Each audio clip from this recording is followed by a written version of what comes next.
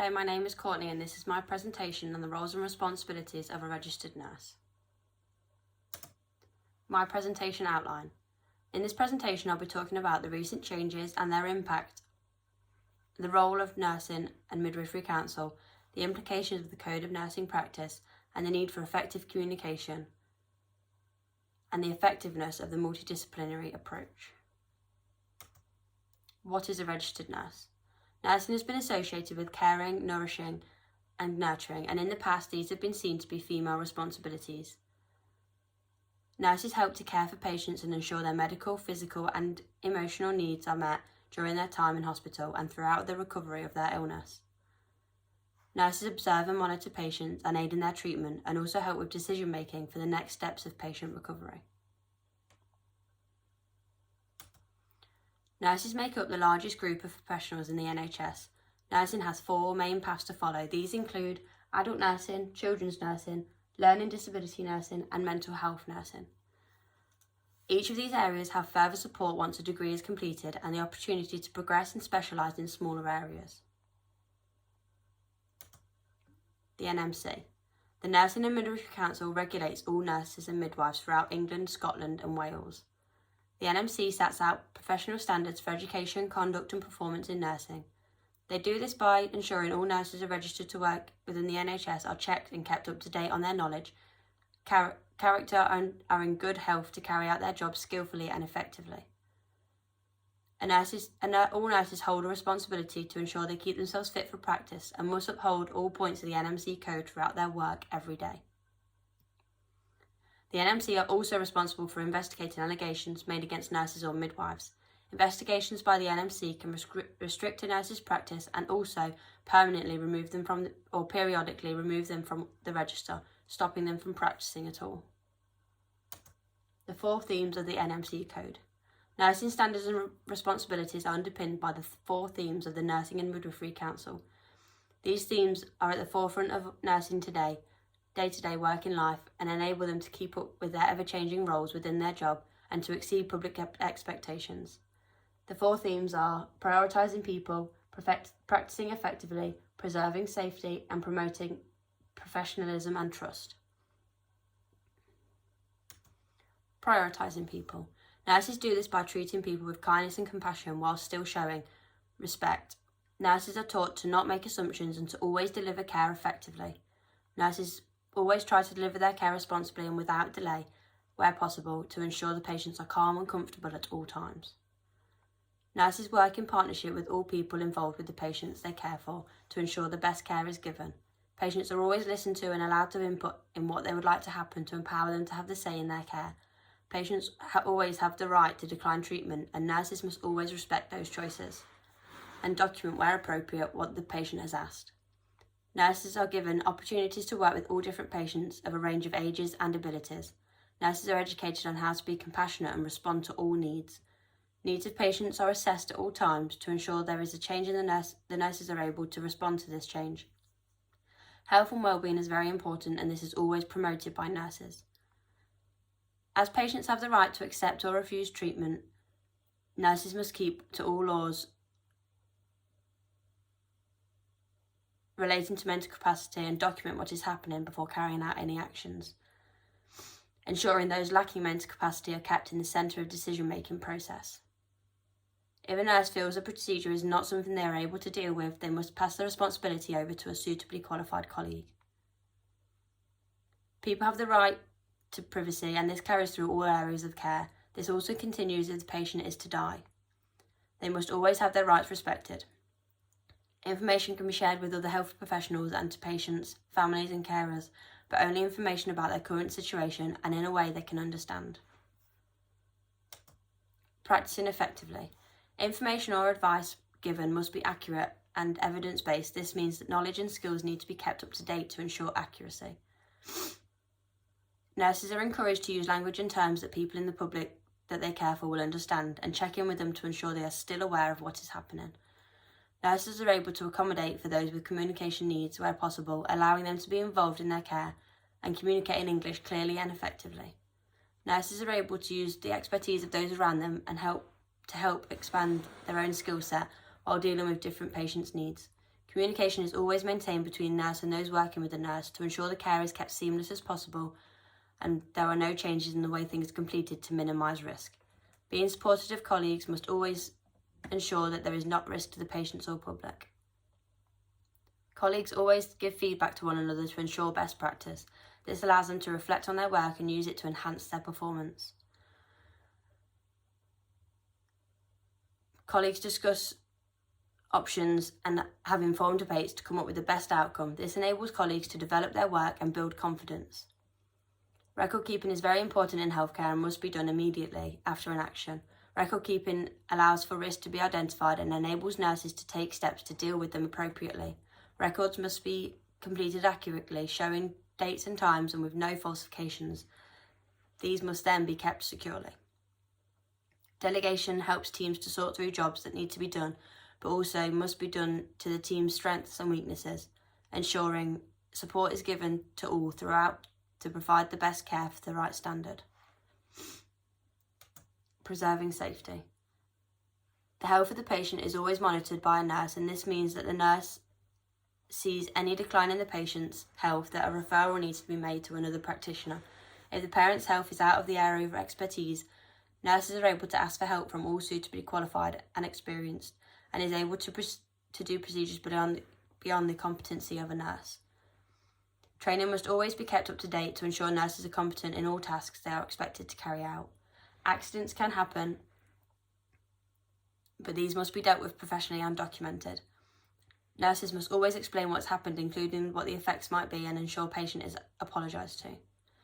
In the case of an emergency, nurses must only act within their own knowledge and competence, and if unable to help, must organise help to be provided promptly. If there is any belief that a patient or public are at risk, then a nurse must act immediately, raising concerns to those who rank higher, and always protect and respect those you are managing to ensure they are not harmed or victimised. Information of those who might be at risk or harm, neglect or abuse must always be shared with authorities, professionals. They are able to help with the situation. Policies involving these incidents must always be followed to ensure they are dealt with appropriately. Nurses are trained to dispense, supply and administer medication every day. Any advice must be accurate and work with the treatment of the patient that is being given to, and must be advised by a high professional to ensure this option is safe. There are always guidelines to follow when storing medication, and nurses are trained to deal with the storage and maintenance of paperwork when it comes to medicine dispensing. Nurses training allows them to do many different things, but to ensure mistakes are reduced, they must have measures in place to keep within guidelines and always put the safety of themselves and others above all else. Promoting professionalism and trust. Nurses must keep to standards and values set up in the nursing code, ensuring that they are honest and treat people fairly. Patients must be treated with care and compassion and never discriminated against.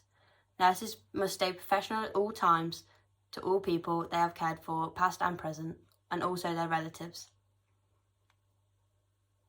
Laws must always be followed as with any profession to ensure the safety of themselves and others.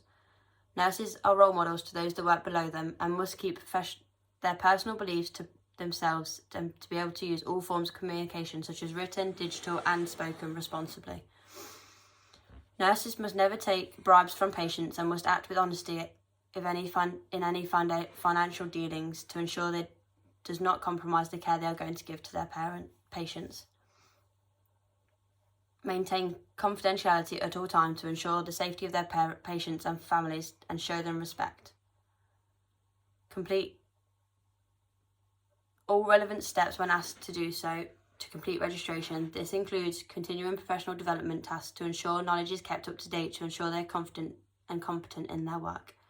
If an investigation or audit takes place against a nurse or someone else, they must comply and be truthful and honest in what they're being questioned about. If practice is restricted, this must be shared with their teams and the people they work with. Nurses must also always care for all their patients the same, no matter what their feelings or views towards them. They must use complaints or feedback as a form of reflection to improve their practice.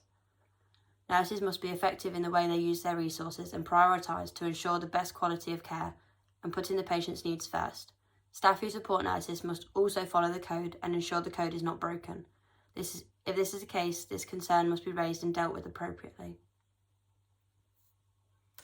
Revalidation. Revalidation is when a nurse is required to renew their registration. This happens every 3 years to ensure they are still fit for practice.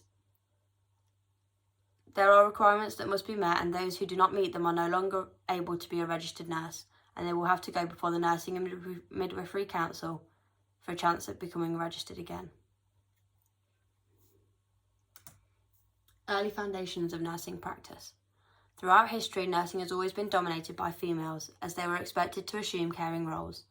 Throughout the late 19th and early 20th centuries, nursing was one of the few career paths for women. Nurses' roles and responsibilities quickly changed and evolved as medicine progressed. Florence Nightingale founded the first training school for nurses at St Thomas's Hospital in London in 1860. This started the standard for modern nursing training. Florence fought for political change around nursing as a profession and spoke about the need to be educated nursing workforce. Social reconstruction has meant that women are now seen as more of an equal to men rather than being dominated by them in the professional world. The professionalism of nursing came from cultural, political, scientific and technological developments. Prolonged life expectancy and changing public expectancy have also been a major impact of the role of a registered nurse. More on the early foundations of nursing. The General Nursing Council was set up in 1920 to maintain a record of all general nurses.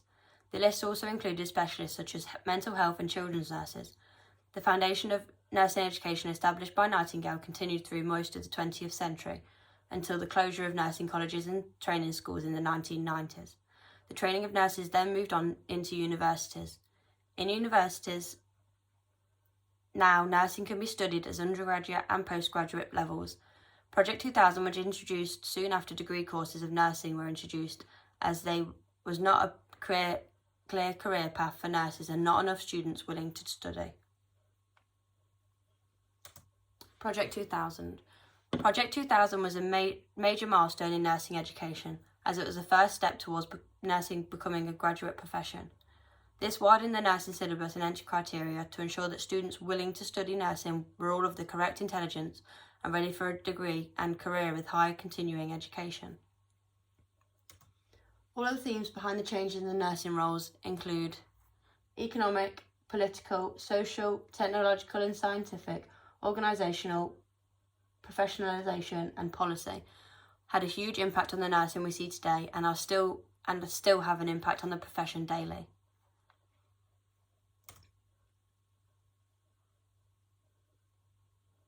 Health professions, including doctors and nurses, work together in a multidisciplinary setting to think, talk and act upon the same case to get the most desired outcome for the patient. All health professionals give their opinion on their area of expertise, and as a collective group they decide what will be the best for to treat the patients in their care. All members of the team must respect each other's views and opinions in order to come to a decision. Communication in a multidisciplinary setting. Clear and consistent communication is needed in a healthcare setting to ensure that every professional involved in a patient's care understand the needs and factors that could affect their patient. If health professionals do not communicate effectively, this could lead to complications and ineffective care. Effectiveness of the multidisciplinary approach. I believe the multidisciplinary approach has its own strengths and downfalls, but overall I think it's the best way to get a patient-centred, well thought out plan for the future for patients who need guidance and help. The professionals have all the knowledge needed to come up with ways of promoting the patient's well-being, respecting their wishes and upholding their physical health and best they can. The multidisciplinary approach can be effective in all areas of nursing and can also encourage nurses to develop themselves professionally, talking to others about what they are going to have to deal with their patients. Positives of a multidisciplinary approach include the patients get the best outcomes for their needs and are able to contribute and give their opinions. The limitations of a multidisciplinary approach. There can be disagreements between health professionals, making it hard to come up with one solid answer. And the effectiveness of a multidisciplinary approach. Lots of professionals help to come up with the best plan of treatment or care for a patient, giving the best overall outcomes. The effectiveness of the multidisciplinary approach in healthcare. In my experience, patients with profound multiple learning disabilities require input from speech and language, occupational therapists, physiotherapists, and also teachers to build a wider picture of the patient's needs and what they are able to achieve, whether it be personal, medical, or cognitively. All of these professionals coming together helps create an effective care plan that is flexible to the changing needs of the patient. Thank you for listening.